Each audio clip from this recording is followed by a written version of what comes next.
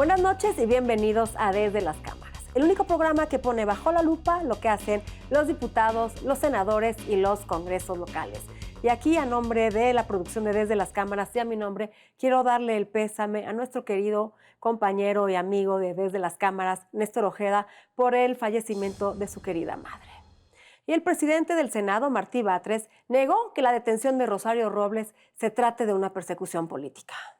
No creo que haya persecuciones políticas, ¿no?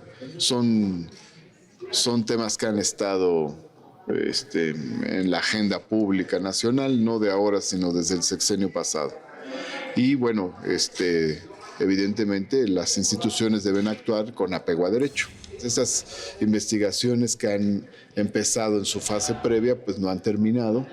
Hay una parte de la investigación inicial que corresponde a la Fiscalía y el propio Poder Judicial tendrá que hacer sus investigaciones.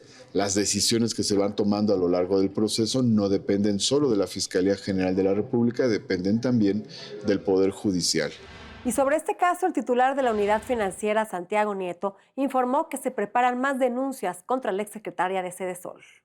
Se ha detectado con la Secretaría del Bienestar 105 convenios adicionales a los que ya había reportado la Auditoría Superior de la Federación y la Fiscalía General de la República, y estamos nosotros en este momento iniciando el proceso de análisis para la presentación de la denuncia correspondiente. Eran más de 800 millones de pesos. Fueron los casos que nos sirvieron de base para el congelamiento de cuentas tanto de Rosario Robles como de sus principales colaboradores.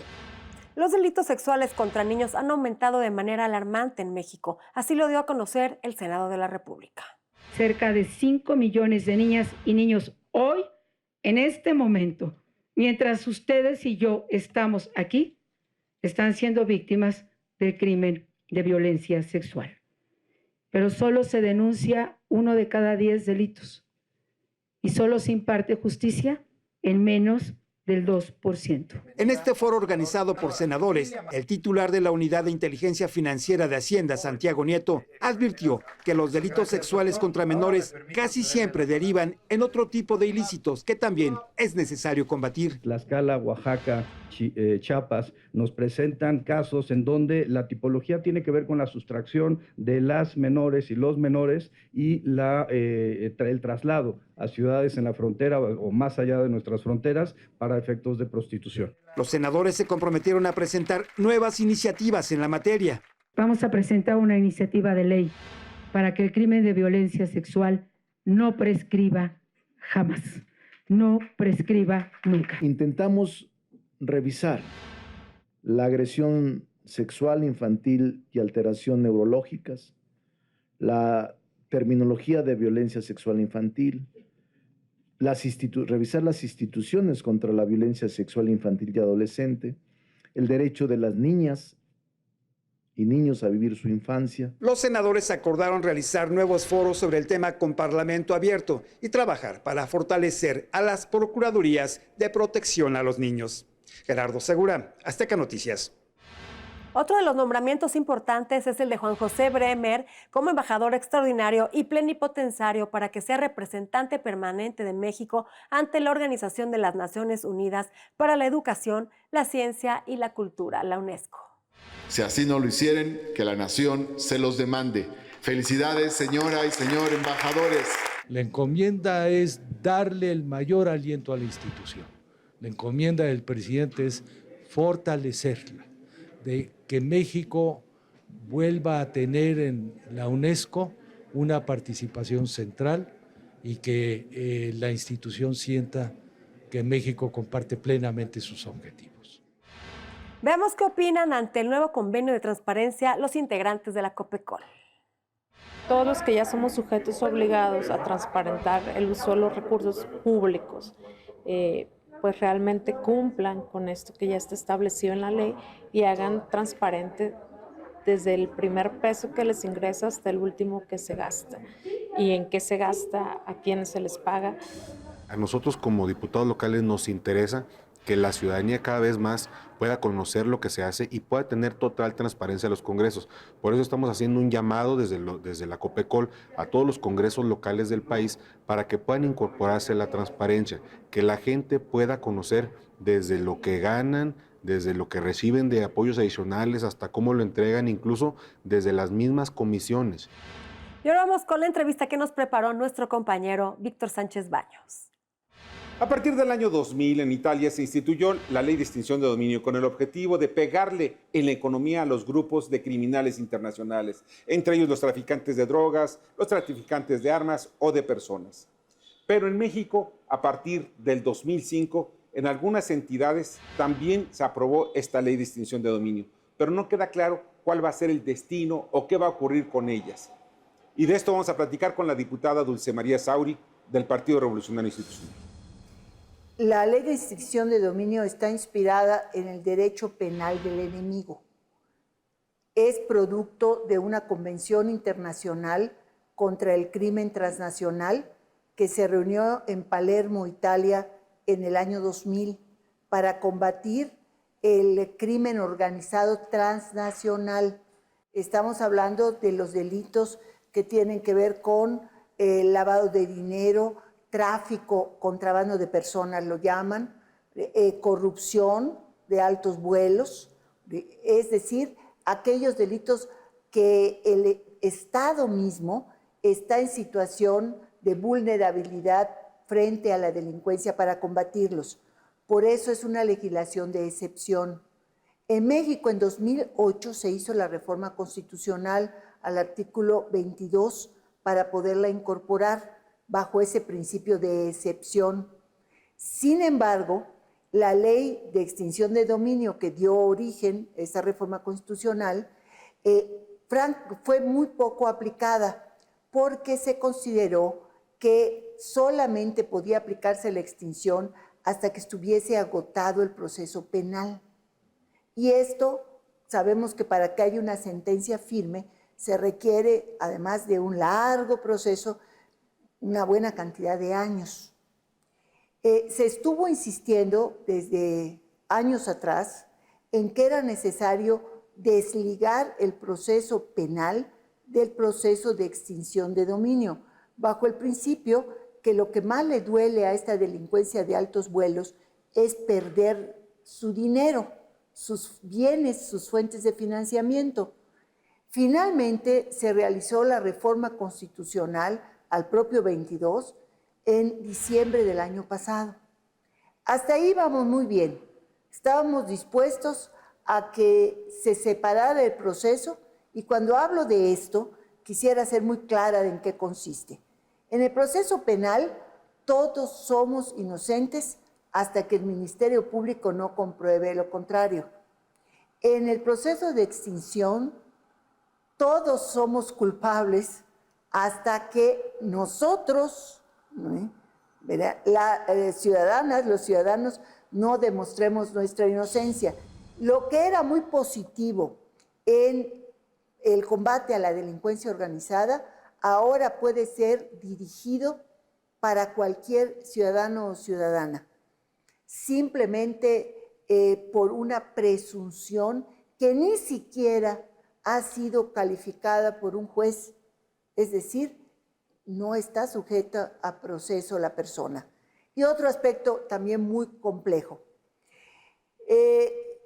Se sujeta la extinción de dominio, pero si el bien que está por ser extinguida la propiedad, ¿no?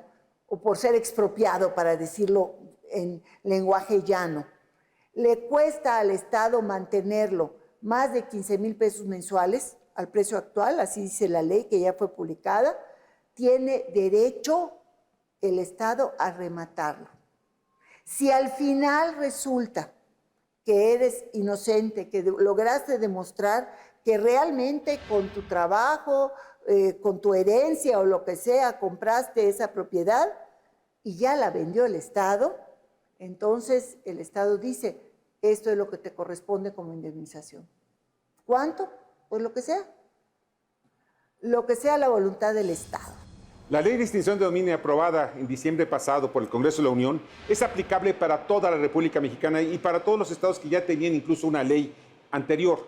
Sin embargo, queda también a discreción de las autoridades el hecho de que se puedan quedar con una propiedad por el simple hecho de que ahí se compró algo que fue producto del crimen organizado. Porque se robaron quizá un pastelillo en una tienda, 3 muchachos, esa casa puede ser confiscada. Así de simple puede ocurrir. Sin embargo, es importante acudir siempre a otras instancias y está abierta la puerta para el amparo. Gracias, Víctor. Y ahora vamos con nuestra experta en temas financieros, por supuesto, con Alicia Salgado. Hola muchachos, ¿cómo están? Me da muchísimo gusto saludarles. Fíjense que desde la semana pasada se declararon en sesión permanente las Comisiones Unidas de Hacienda, de Justicia y de Estudios Legislativos Segunda, todos bajo la presidencia del senador Armenta.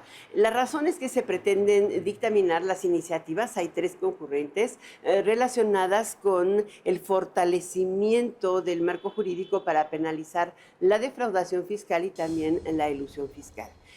Hay toda una corriente, digamos, importante que critica y cuestiona el que se sancione severamente la defraudación fiscal. Sin embargo, la extensión de facturas falsas, no solamente por quien las ofrece, sino por quien las compra y las utiliza para facilitar un menor entero de impuestos, es uno de los elementos que ha ido creciendo en el tiempo y que, entiendo, supone la necesidad de reforzar las capacidades del fisco para llevar a la cárcel a quien comete este tipo de práctica. Solo así la gente se detiene.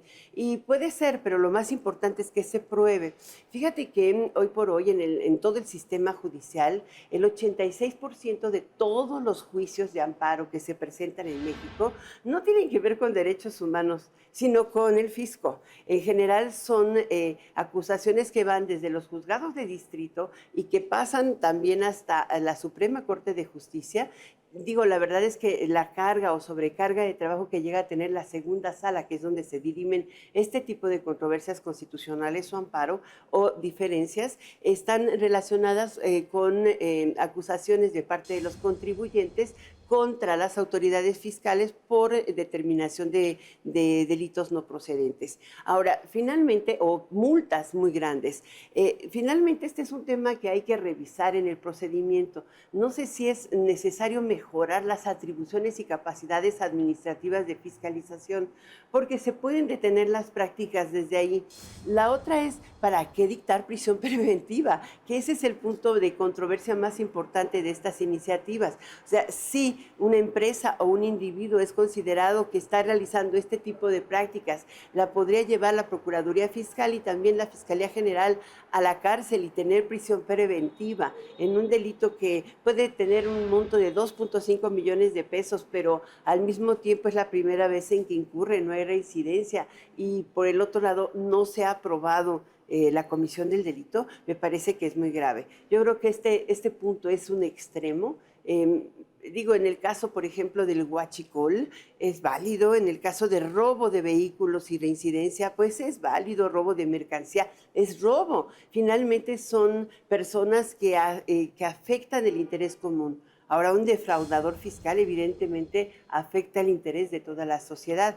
Pero hay que demostrar el delito, no utilizar para todo penas preventivas de cárcel en lugar de poder hacer bien la tarea y no a la mera hora, pues acabar como vemos a alguien ahorita en el penal de Santa Marta o en el penal de Topo Chico sin que le hayan probado absolutamente nada. En fin, yo pongo este tema bajo la lupa desde las cámaras de senadores. Y esta noche tenemos aquí en el estudio de Desde las Cámaras al diputado Marco Antonio Medina. ¿Qué tal, diputado? ¿Cómo está? Buenas noches. Buenas noches, Adriana. Un gusto estar aquí con ustedes. Diputado, pues tú eres secretario de la Comisión de Hacienda por el partido de Morena y nos vienes a dar buenas noticias. Ya se publicó en el Diario Oficial de la Federación la creación del Banco del Gobierno, el Banco del Bienestar, por lo cual ya está en funciones. Platícanos un poco sobre las funciones que va a tener este banco, además de, bueno, de promover el ahorro, el financiamiento en las zonas más necesitadas del país, la dispersión de los programas sociales. ¿Cuáles van a ser las funciones? Y para los televidentes que nos están viendo, ¿cuál es el beneficio? ¿Por qué deben acercarse a este Banco del Bienestar? Bueno, primero que nada porque es el Banco de los Mexicanos. Es un banco en donde se sustituye al anterior Bansefi, el famoso Banco del Ahorro nacional y servicios financieros. Y ahora el Banco de Bienestar tiene, además de las funciones tradicionales, también va a promover el ahorro entre una gran cantidad de mexicanos que estaban fuera del sector financiero, que no tenían acceso a los servicios financieros, porque pues el banco tradicional, los bancos comerciales, por llamarlos de alguna manera, no estaban entrando a las comunidades más pequeñitas, a las comunidades en donde no hay mucho acceso a muchos servicios, precisamente porque pues a lo mejor no hay rentabilidad en el negocio, ¿no? Lo cual es entendible. Bueno, pues ahora millones de mexicanos, alrededor de 25 millones de mexicanos, se van a incorporar a los servicios financieros a través del Banco de Bienestar. Esto implica que van a depositarse los recursos de los programas sociales en el Banco de Bienestar, de adultos mayores, de preparatorianos, las becas de los estudiantes de nivel superior, las becas de los estudiantes a nivel primaria, secundaria, etcétera, los discapacitados, en fin, muchísimas personas, sus depósitos de sus apoyos de estos programas van a estar en el sistema bancario. En el sistema bancario a través del Banco de Bienestar. Y entonces ahí se van a radicar esas cuentas, van a tener acceso a todos los servicios y poco a poco se van a ir acostumbrando a manejar estos servicios.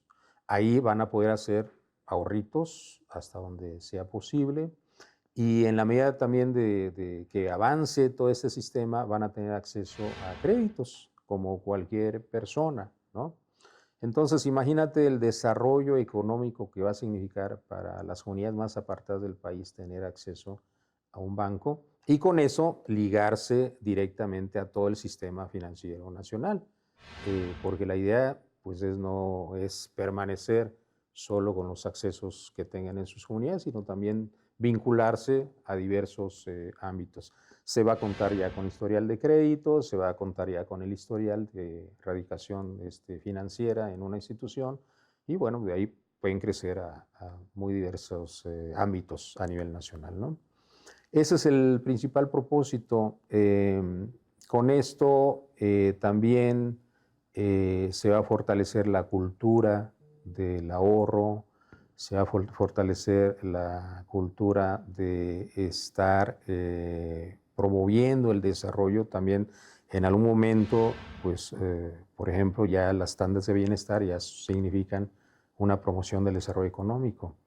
Bueno, pues las tandas de bienestar van a tener sus depósitos también ahí en el Banco de Bienestar y ahí van a tener otro historial también de pago de los créditos y por lo mismo se va a fortalecer la presencia de muchos mexicanos, alrededor de 1 millón que van a tener acceso a las tandas de bienestar para obtener créditos posteriormente. Entonces, va a ser un banco de mucha fortaleza del sistema financiero mexicano. También, bueno, para que un banco pueda llegar a esas comunidades, que sea eficiente, tiene que invertirle en innovación tecnológica. Se está viendo la forma de innovar tecnológicamente en ese banco para que pueda ser accesible esta dispersión eficiente, rápida y que llegue a las manos donde tiene que llegar de forma. Sí, desde luego. En el propio decreto de la creación del Banco de Bienestar se establece como una de las obligaciones desarrollar tecnologías de nuevo tipo, fortalecer esta parte, vincularse con las nuevas tecnologías que ya el sector tiene y entonces se va también a tener un acceso de muchos mexicanos hacia estas nuevas tecnologías, de las propias tarjetas, por ejemplo, ¿no? Que mucha gente pues no las conoce simplemente. Entonces, este tipo de tecnologías pues van a poder tener una vinculación para mejorar mucho el acceso de la gente a estos servicios. Y además, también tener acceso a diversas promociones que el propio sector pudiera tener. Claro, y a rendimientos, si se promueve y se difunde el ahorro, bueno, todos sabemos que si dejas tu dinero en el banco, que te pueda generar buenos rendimientos que impliquen un ingreso para las familias. Desde luego que sí, es algo también muy importante porque finalmente este es un proceso cultural. La cultura financiera no se adquiere de la noche a la mañana, tienes que estar teniendo acceso primero y ya conociendo, entonces vas a fortalecer mucho tus propias aptitudes para estar en ese sector. Sobre todo para los jóvenes va a ser muy importante. Tenemos ya el programa de Jóvenes Construyendo el Futuro vinculado a ese sistema. Ahorita casi se alcanza la meta de 1 millón de jóvenes en ese sistema. Y pues los jóvenes tienen muchas fortalezas para poder aprovechar muy bien estos vínculos que va a tener el sistema. Y también otra cosa adicional que también se quiere que el Banco de Bienestar sea el vehículo a través del cual nuestros compatriotas en los Estados Unidos depositen sus remesas a las familias, que también este es un servicio adicional porque muchas familias se tienen que desplazar a las cabeceras municipales con o a costos. Con muchos costos. Y riesgo, porque a veces manejan el efectivo y cruzan la frontera con el efectivo y se los roban. Entonces, con la instalación de diversas sucursales del Banco de Bienestar en las comunidades, se va a tener una mayor cercanía a estos servicios y va a ser de forma mucho más segura. Entonces, este nuevo Banco de Gobierno, el Banco de Bienestar, intenta llegar a 20 millones de personas. 20, 25. A través de bancarizarlos, darles créditos, dispersarles programas sociales, fomentar el ahorro, la cultura de, pues el sistema bancario, porque ya estamos atrasados en eso. Muchísimo. Y la innovación tecnológica para poderles dar servicios en tiempo y en forma a las familias mexicanas. Pues lo has resumido muy bien. Todo ese es el propósito del Banco de Bienestar. Fortalecer sobre todo la capacidad productiva de muchas personas que han estado marginadas de este sistema y al mismo tiempo el propio sistema se va a fortalecer incorporando a millones de mexicanos. Imagínate una cuarta parte del país que está siendo productiva, acceder de forma muy inmediata al sistema financiero nacional, al sistema bancario mexicano, va a ser una cosa tremenda. Yo creo que estamos poniendo la piedra angular de la nueva relación del Estado mexicano con el sistema financiero nacional, y en donde el propósito, y que además está planteado en el Plan Nacional de Desarrollo, es hacer accesible a millones de mexicanos a este sistema, fortalecer las capacidades financieras de todos los mexicanos y hacerlos vinculantes con el desarrollo económico en todos los sentidos. Y todo el círculo virtuoso que se genera a través del acceso a la banca, el acceso a los créditos en los distintos sectores productivos del país que puedan recibir créditos para desarrollar e impulsar y hacer crecer sus negocios. Diputado, pues muchas gracias por estar con nosotros aquí en Desde las Cámaras. Aquí le vamos a dar seguimiento y deseándole el mayor éxito a este nuevo Banco del Gobierno, el Banco del Bienestar. Gracias por estar con nosotros, diputado. Muchas gracias a ti, Adriana. Gracias, diputado.